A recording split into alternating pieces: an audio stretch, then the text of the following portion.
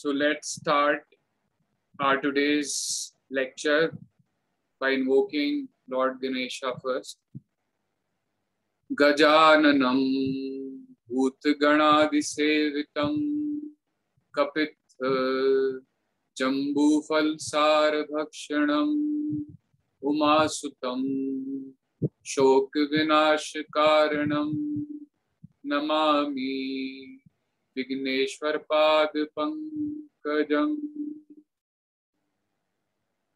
Gurur Brahma, Gurur Vishnu, Gurur Devo Maheshwara, Gurur Sakshat Param Brahma, Tasmai Shri Guruve Namah.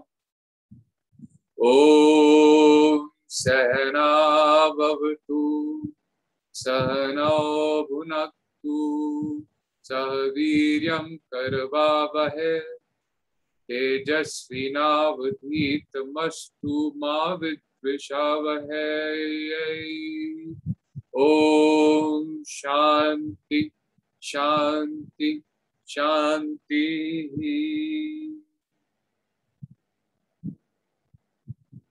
So I welcome you all to the third lecture in our teacher training course on Vedic astrology called Journey with the Moon. In the last two lectures, we have spoken about what Jyotish essentially means.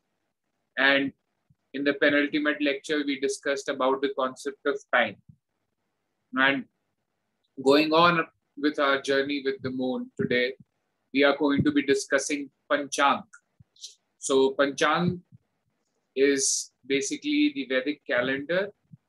And today, while we are doing this lecture, it is the auspicious day of Amavasya, full of spiritual benefits. So it's our great privilege to be actually talking about this subject on the new moon day. So the new moon day has already started here in India. And today the moon is transiting the constellation of Hasta Nakshatra. So we will be discussing the moon cycle in detail as we go. In fact, in the next lecture itself, we would be discussing the concept of Tithi in detail. And we would be talking about the manifestation cycle with respect to the moon. But for now, I would just like to tell you that new moon actually represent the new beginnings. And in a way, the new beginnings start with the new moon day. So on the new moon day, there is this great tradition of Sankalpa, where we actually take a pledge, whatever our inherent desire is, and over a period of 1 month, we work towards that desire so that we are able to manifest it. So it's a manifestation cycle. And today, actually, the moon is transiting the constellation of Hasta Nakshatra. So Hasta Nakshatra is actually the constellation of manifestation. So this new moon actually holds a lot of meaning when it comes to manifesting something. So today, it's a very opportune time to actually think of whatever you want to manifest and take a pledge towards it and keep working towards that pledge. And if you actually follow the moon cycle over the period of next 1 month, I am sure that you would be able to manifest your dreams. With such intention, let's begin our today's course. So today we are going to be discussing Pancham. Now, Pancham is the traditional Hindu calendar or the almanac, which is of great importance in Vedic astrology. In Sanskrit, the word Panchang is made up of two parts. Panch means 5 and Anga, that means parts. Therefore, the Vedic Hindu calendar is made of 5 parts. And these 5 parts are Tithi, Karan, Nakshatra, Vara, and Yoga. Now, all these 5 parts actually symbolize 5 different elements which constitute time. So the time itself, according to the Vedic calendar, is made up of the 5 elements. What are these 5 elements? What are tithis? What are Karnas? What are Nakshatras? Let's explore them one by one. Now, we will be exploring what these essential 5 elements are. But before we proceed to know more about these 5 elements, I would like to tell you that a Panchang essentially records the movements of the planets, Sun and the Moon. Now, when I say Sun is a planet, Moon is a planet, you might be confused. Like Sun, according to the modern science, Sun is a star and Moon is a satellite of Earth. But in Vedic astrology, we call them the planets. So there is an important concept of nakshatras and planets. So whatever does not move, whatever is stationary in the sky is called the nakshatra. So Sage Parashara has given a very simple definition of what is nakshatra and what is a planet.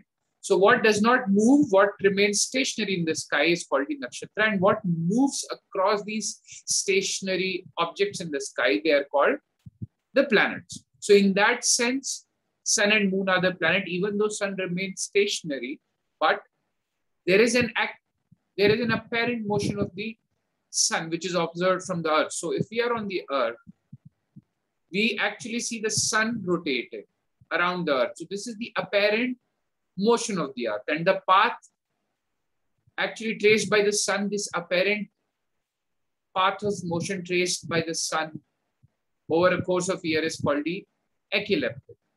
So don't get confused when I say Sun and Moon are planets. So this Panchang essentially records the movements of the planets Sun and the Moon. Now the movement of these heavenly bodies is also actually a movement in time. So in the last lecture, we discussed as to what constitutes time, and we also discussed the concept of Kala Chakra or wheel of the time, where time has been seen as this essential cyclic concept. And we discussed that there are essentially 3 wheels of the Kala Chakra. The outer wheel is the cosmological or the astronomical cycle. So this astronomical cycle also represents time. So the movement of heavenly bodies is actually a movement in time. Therefore, Panchang is an instance of time. So please, actually, I have written in the presentation, it's written, it's a minor mistake. It's actually Panchang, therefore, it's an instance of time based on planetary motions. So when we reckon this time by using these 5 limbs, then we are said to be using the Panchang or the Vedic calendar. Now, all the instance of time, every moment of time is actually replete with these 5 characteristics of time called the Tithi, Karan, Nakshatra, Vara, and Yoga. Now, it has been said, there is a Sanskrit verse which says, Tithescha Shriya Mapnoti Varat Varadayush Vardhanam Kshatrat Harate Papam Yogat Roga Nivaranam Karanat Karya Siddhi Syat Evam Panchang Muttamam. So what are the benefits of using the Panchang? So the ancient seers, they have said that the knowledge of Vara bestows longevity. The knowledge of Tithi bestows wealth. The knowledge of Nakshatra removes sins, and the knowledge of Yoga cures diseases. Knowledge of Karna actually gives us success in work. The Rishis tell us that one must actually see and recite the Panchang every day when we wake up in the morning to get these above spiritual benefits. So it's recommended. Generally, also, when you wake up every day, you see the Panchang, and especially as students of astrology, it is very much required for us when we wake up every day that we actually give a glance to the Panchang which is prevailing that day. We essentially see the quality of time which is going to be present throughout the day. As students of astrology, we must be conscious of the attributes of time. So this will not only give us the necessary spiritual benefits, but it will also aid us in our journey to become conscious astrologers. So from this day onwards, I would request you, whenever you wake up in the morning, just open any app, any astrological app. I recommend using Jagannath Hora, or if you are using it on your mobile phone, there are a lot of apps such as AstroSage. You can open these apps and they have a special dialog box, special option for the Pancham. So whenever you wake up from this day onwards, just open your phone and see. And more than the phone, I would recommend that you get a calendar for yourself where you can see, where you can actually feel and where you can actually see the Panchang in the more tangible form. But even if you don't have it, just get your mobile phone and make sure that you see the Panchang for the day. Now we discussed that there are 5 attributes of the Vedic calendar, which is very important when it comes to Vedic astrology. Now the first element is called the Tithi, or the lunar day. Now, just as the sun rises every day in the east and sets in the west, and we call the time between the sunrise and the next a day, similarly, moon also rises in the east and sets every day in the west. And the time between one moon rise and the next is called lunar day or Tithi. Now, according to the Vedic calendar, there are actually 30 phases of moon. So imagine that the whole expanse of, moon's rotation around the earth and the sun is 360 degrees. And the Vedic calendar says that there are 30 such phases, so which gives us the length of each phase of the moon to be 12 degrees. So whenever the distance between the sun and moon is 12 degrees, it constitutes 1 degree. So the first Tithi or the first lunar days is from 0 degrees to 12 degrees. The second Tithi or the lunar days is from 12 degrees to 24 degrees. The third lunar day or the Tithi is from 24 degrees to 36 degrees. So on and so forth. Now today, we are actually, the Amavasya day has started here in India. Now we will discuss the degree of the Amavasya, but this is how the Tithis progress from 0 degree to 12 degree, first 12 degree. It is actually the first day. From 12 degree to 24 degree, the second day, so on and so forth. In this way, we have 30 phases. So 12 into 30 is 360 degrees. So this is how we get 30 phases of moon. Now let me tell you, this is one of the most detailed and one of the most minute calendars present anywhere across the world, where we don't have 4 phases of moons or 8 phases of moons or 16 phases of moons, but 30 phases of moons. So if we look at most of the calendars in the world, they classify the moon cycle to be, starting from the new moon to the waxing moon, to the waxing crescent, and so on and so forth, where there are about 8 phases, sometimes 16 phases. But the Vedic calendar has 30 phases of moon. So it's one of the most detailed calendar when it comes to moon's phases. And we will see this is not all. Now, each of these lunar days is also divided into half. half lunar day. So this is how minute the Vedic calendar is. Now let's look at this figure, which is present in front of you.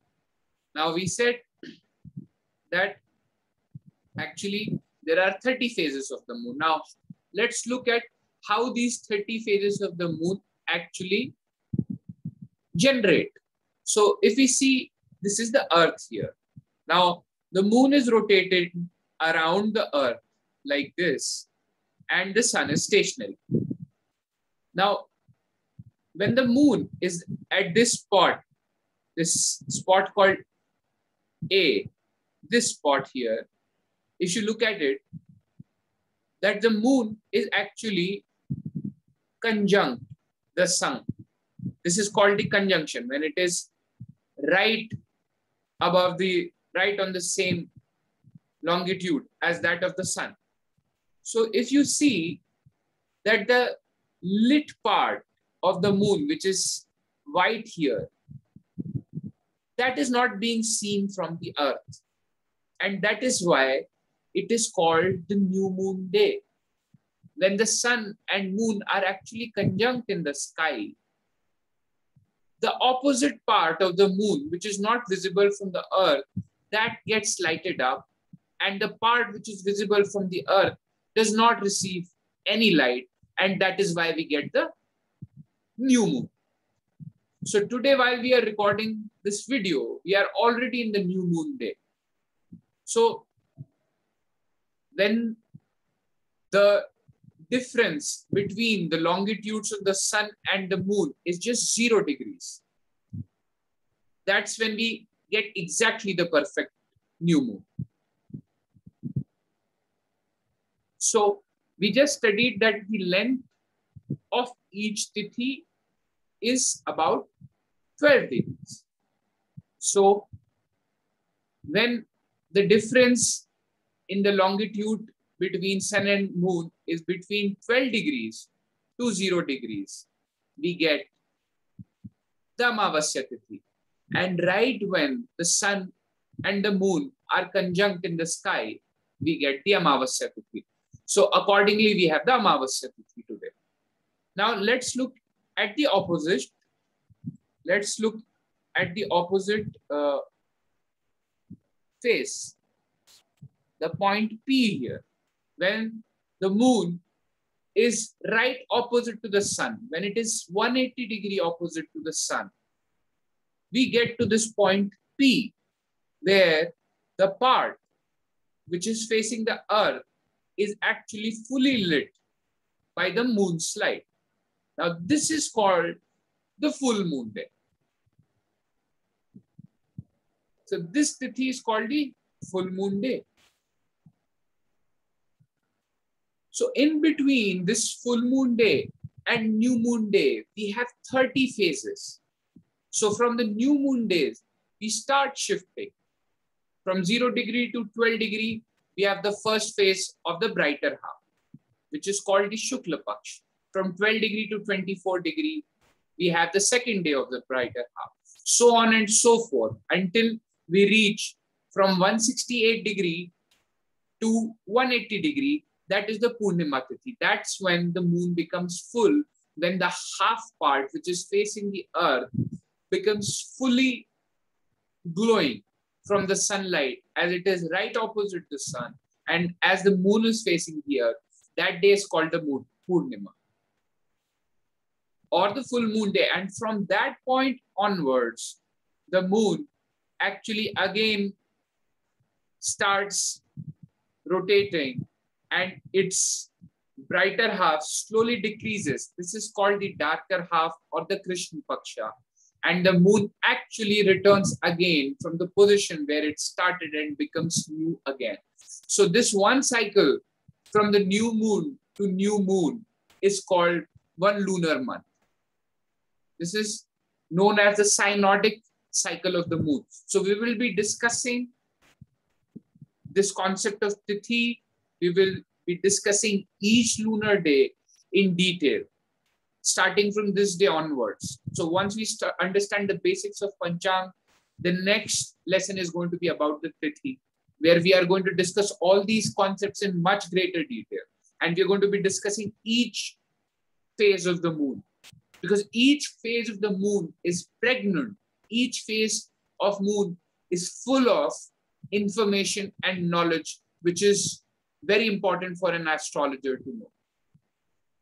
And in order to understand each phase of the moon, we will embark on an observational journey where we are going to be looking at each phase of the moon, starting from this new moon day today. We are going to be studying about moons, each phase as it becomes fuller. So on the first moon day, we will be discussing about the first phase of the moon. On the second day of the brighter half, so from today, the darker half has ended and the brighter half is starting. So when the moon becomes absolutely absent, that's when the darker half ends. And from that absolute absence, from that absolute void, the moon starts becoming bigger again. This is called the waxing phase of the moon, or the brighter phase of the moon, or the Shukla Paksha. So as the moon starts this journey of Shukla Paksha, we are going to be discussing each phase of the moon till the time moon comes back to its initial position. So starting from tomorrow, we are going to be embarking on this journey with the moon, which we call the Tithi Sadhana. So we are going to be doing that. But for now, just understand these basic concepts. What is a Tithi? Now, Tithi is associated with the Jal Tattva. So we know that there are 5 elements according to the Vedic philosophy. These 5 elements are fire, earth, air, water, and ether. So the Tithi aspect of the moon and the sun actually represent the water element. So realize that the moon is already, it's feminine. When we are going to be discussing moon, we are going to be understanding why moon also represents water, and Tithi also represents water. So Tithi actually is like double water element. So it gives, when you look at a birth chart, it gives you the emotional makeup of any person. And it is also the single most important element of the Panchang, because it's the building block for the lunar month. About 65 to 90% of Hindu festivals take into account the Tithis. And in the birth chart, again, we analyze Tithi to understand natives' love life, natives' marriage. And generally, we see the Tithi, the Tithi when the person was born. We see the moon's phase when the person was born in order to determine the nature of the relationship of the native. How we do it, how to go ahead, how to proceed. We are going to be discussing these concepts in the later lectures, but I'm right now just giving you the brief overview of what a Panchang is so that you can appreciate the quality of time. Now realize, see, when anyone asks you about what time it is, you know, about 90% of the people, the laymen, will just look at the watch and they will tell you the time. That is, that is what answer you will receive from a layman when you will ask about time. But when you speak to an astrologer, you will appreciate that the time which people refer to when they look at their watch is just the rotation of Earth. But when an astrologer looks at it, he just doesn't look at the Earth's rotation, but he also looks at the essential relationship between sun and the moon, which gives you the Tithi. This is the first attribute. Now, the second attribute is the Karana. So once we get the Tithi, then inside that Tithi, there is this half Tithi. So each tithi is divided into two halves.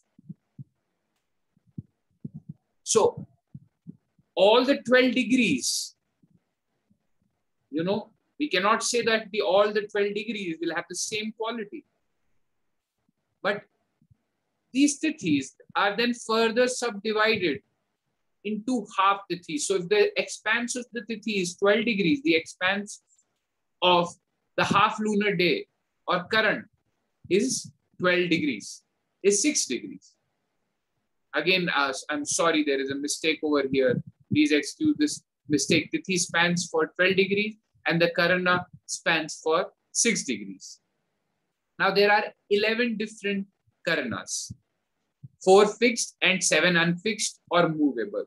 As to how they are divided, these 11 karanas for 30 different tithis, again, we are going to be exploring this in much more greater detail in our future lectures as we embark on this journey with the moon. But for now, just to give you a brief overview of the karanas. Karanas are the half lunar day. They are 11 in number. There are 4 fixed karanas, and all these fixed karanas actually span over the darkest part of the new moon. So today it's the new moon, and all the karanas, all the half tithis, which are going to be ruling this new moon period, are the fixed karanas. Now this karna represents the Prithvi Tattva or the earth element.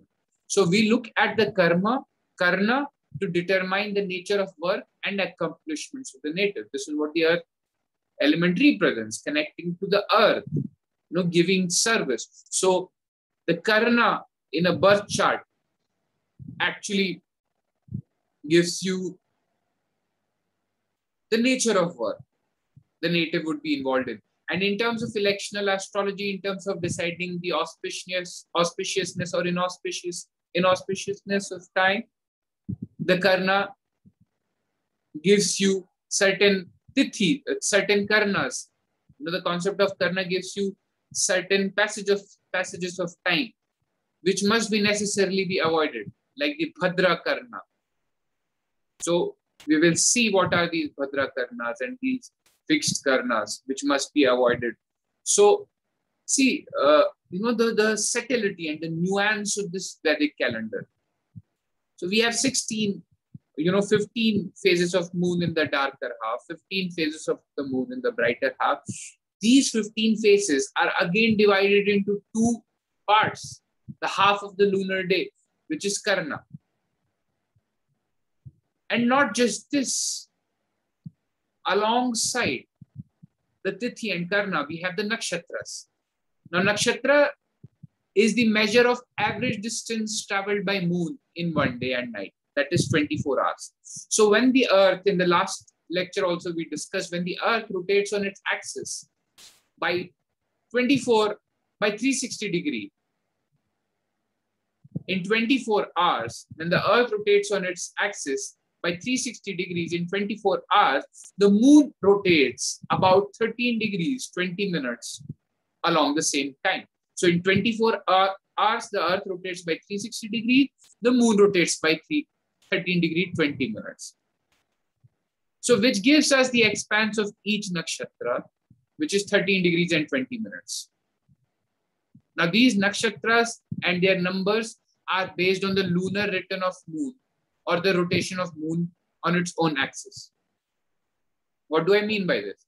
So the moon actually takes about 27 days and 7.75 hours to make a lunar return. So if the moon has started, suppose from point A today, exactly after 27 days and 7.75 hours, moon would be exactly at the same place from where it started with respect to the stars.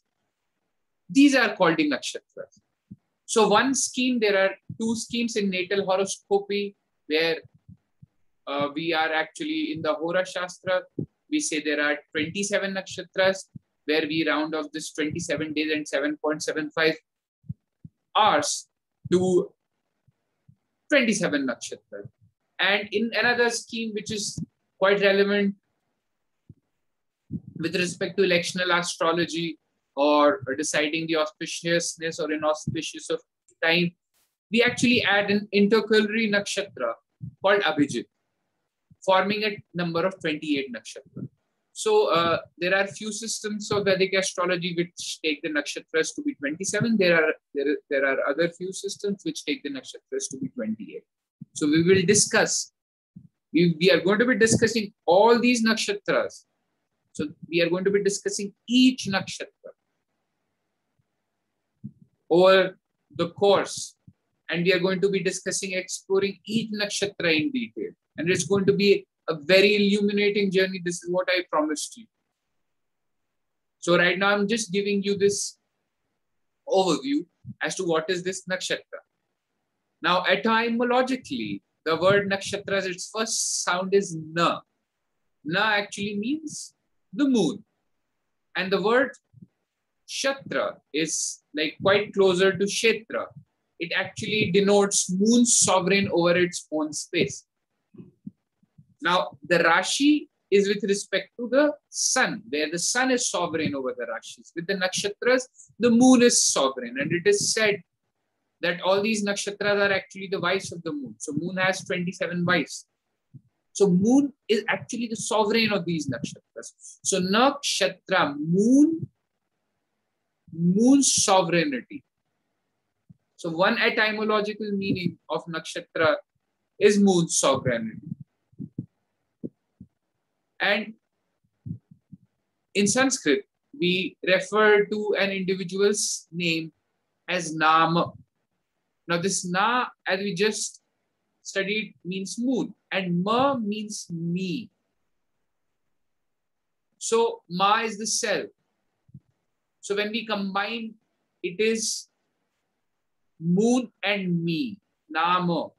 So the first use of nakshatra is to find a suitable name of a person. So in India, when any person is born, based on the constellation where the moon is present at the time of the birth, accordingly an individual is given a name. How they are given this name, all these things we are going to be exploring on our series with the nakshatras, on our journey with the nakshatras. We are going to be exploring this. But for now, just to give you a brief overview, this is what it means to give a name in Vedic astrology. Also, the word naksha, actually means something which is approaching darkness, which is about to envelop the world because of the lack of sunlight. So in the night time, if you look at it, the sun has sort of, become absent.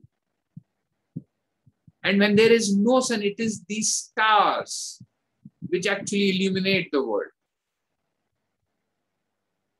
And the word tra means to give protection or shelter. So if we combine these two words, naksha and tra, other meaning of the nakshatra is something which protects us during darkness when the sun is not present. Now this nakshatra represents the element of vayu or gas, and nakshatras indicate the flow of prana in Kalchakra. So in the last lecture on the concept of time, we discussed how this breath, how the prana is related to the time. And this prana is effectively also related to the astronomical cycle. We had discussed about the outer wheel, inner wheel, and the other wheel. So these nakshatras also indicate flow of prana in Kalchakra. And if you carefully understand the nakshatras which were rising at the time an individual was born, you would actually be able to decode their pranic constitution. And we will see in this course, we are going to be discussing at great lengths how this prana, how the breath is affected with the changing phases of time, the changing phases of the moon. But just to give you an overview today, since we are starting with the concept of Panchang, the nakshatras represent the element of Vayu and they indicate the flow of prana. we are going to be discussing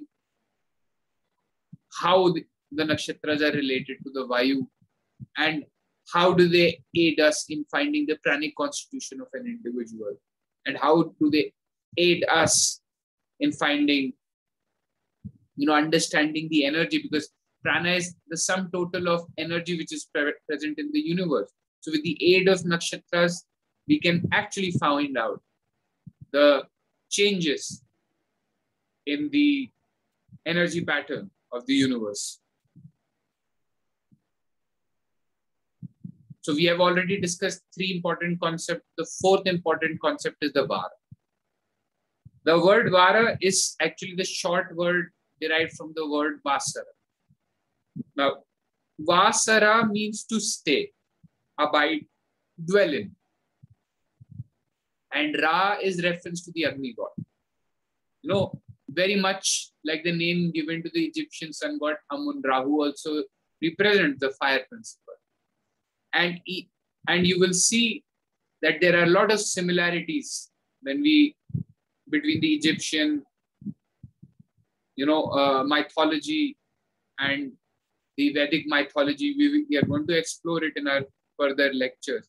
But, effectively, the word Vara, represents the god of fire. And that is why the Vara, the day of the week actually represent the element of Agni or fire in time. Since it represents the Agni or fire in time, this Agni itself is our vital energy. So in any chart, we have to analyze the placement of Vara Lord to know how the individual's vital energy is affecting him and how is his health, because health is essentially a function of this vital energy. So the placement of Vara Lord, like Sunday is ruled by sun, Monday is ruled by moon. Suppose a person is born on Monday. So we look at the moon's position in the birth chart to see how their health is going to be. There are many more concepts, Today I'm just giving you a brief overview as to what these 5 different limbs of Vedic calendar are. And the 5th limb is yoga, or the lunisolar day. Now this yoga is a specific point found through the addition of longitudes of sun and moon at a given point, called the yoga's footer. So it's very simple. When you add the longitudes of the sun and the moon, you arrive at a point in the sky. This point is called the yoga's footer. So this point actually represents the combined energy of the sun and the moon. And this union of the sun and moon actually gives rise to 27 different types of combinations. 27 different yogas.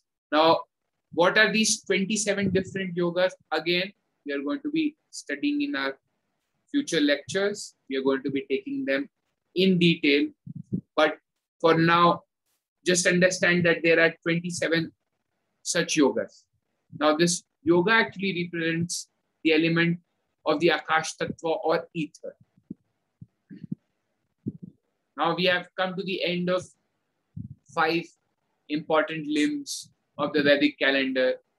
And in the end, in addition to these 5 parts of the traditional Hindu calendar, one other component should be noted, which is the month or the mass. Now, the Hindu year contains 12 lunar months, named after the nakshatra in which the moon is full. So there are 27 nakshatras.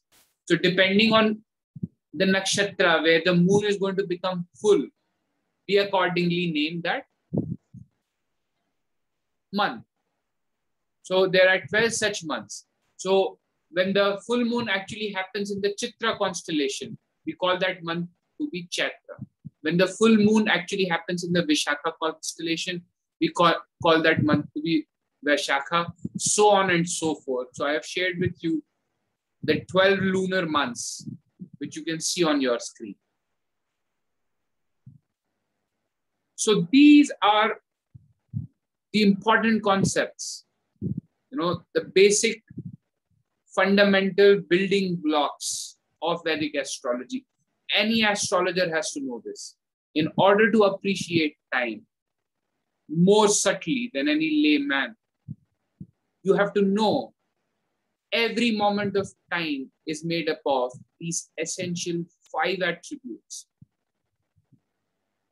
which hold 5 different elements. So each moment, you can dissect, you can open it as if with the scissors you can dissect it and realize the possibilities, the restrictions, the boundaries, the entrapment, the blossoming of the time and that moment.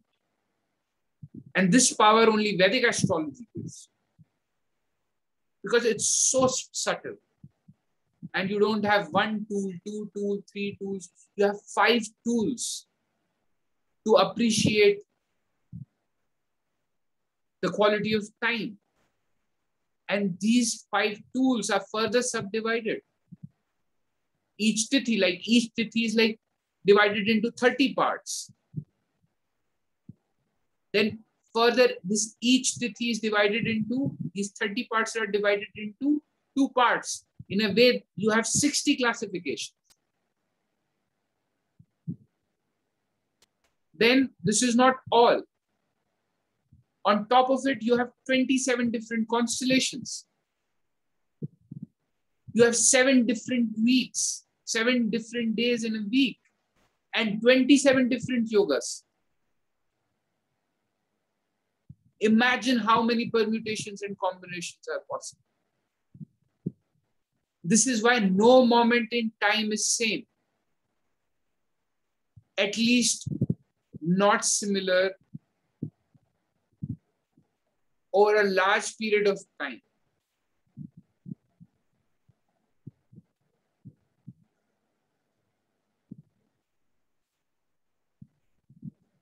So today I reveal to you this very elaborate science of understanding any moment of time, understanding the auspiciousness or inauspiciousness of time, which has been revealed to us by the great Indian seers to realize the quality of time. I urge you to go through these fundamentals again and keep going through them again and again. If you have any doubts, please come back to me and ask, because this is where the foundations are being built. If you're not able to realize these basic concepts, it would be difficult to go forward in this journey. Imagine if the foundation is not strong, how are we going to make the building? So these are the foundations. These essential lectures I have devoted to building these fundamentals, building this aptitude, building this appreciation for time. With this, we come to an end to today's lecture, and we will end with chanting Om Purnamada Purnamidam Purnat Purnamudachyate Purnasya Purnamadaya Purnamevavashishyate. Om Shanti Shanti Shanti.